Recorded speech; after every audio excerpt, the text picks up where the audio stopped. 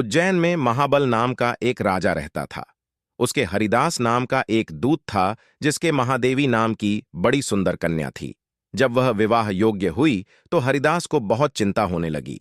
इसी बीच राजा ने उसे एक दूसरे राजा के पास भेजा। कई दिन चलकर हरिदास वहां पहुंचा। राजा ने उसे बड़ी अच्छी तरह से रखा। एक दिन एक ब्राह्मण हरिदास के पास आया। बोला, तुम अपनी लड़की मुझे दे दो। हरिदास ने कहा, मैं अपनी लड़की उसे दूंगा जिसमें सब गुण होंगे।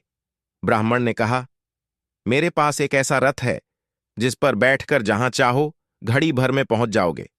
हरिदास बोला, ठीक है, सवेरे उसे ले आना। अगले दिन दोनों रथ पर बैठकर उज्जैन आ पहुंचे। दैव योग से उससे पहले हरिदास का लड़का अपनी बहन को किसी दूसरे को और हरिदास की स्त्री अपनी लड़की को किसी तीसरे को देने का वादा कर चुकी थी। इस तरह 3 वर इकट्ठे हो गए। हरिदास सोचने लगा कि कन्या एक है, वह 3 है, क्या करे। इसी बीच एक राक्षस आया और कन्या को उठाकर विंध्याचल पहाड़ पर ले गया। तीनों वरों में एक ज्ञानी था। हरिदास ने उससे पूछा तो उसने बता दिया कि एक राक्षस लड़की को उड़ा ले गया है और वह विंध्याचल पहाड़ पर है। दूसरे ने कहा, मेरे रथ पर बैठकर चलो, जरा सी देरी में वहां पहुंच जाएंगे। तीसरा बोला, मैं शब्दवेधी तीर चलाना जानता हूं, राक्षस को मार गिराऊंगा। वे सब रथ पर चढ़कर विंध्याचल पहुंचे और राक्षस को मारकर लड़की को बचा जाए।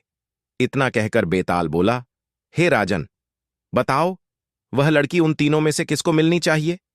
राजा ने कहा, जिसने राक्षस को मारा उसको मिलनी चाहिए, क्योंकि असली वीरता तो उसी ने दिखाई, बाकी 2 ने तो मदद की। राजा का इतना कहना था कि बेताल फिर पेड़ पर जा लटका और राजा फिर उसे लेकर आया तो रास्ते में बेताल ने छठी कहानी सुनाई।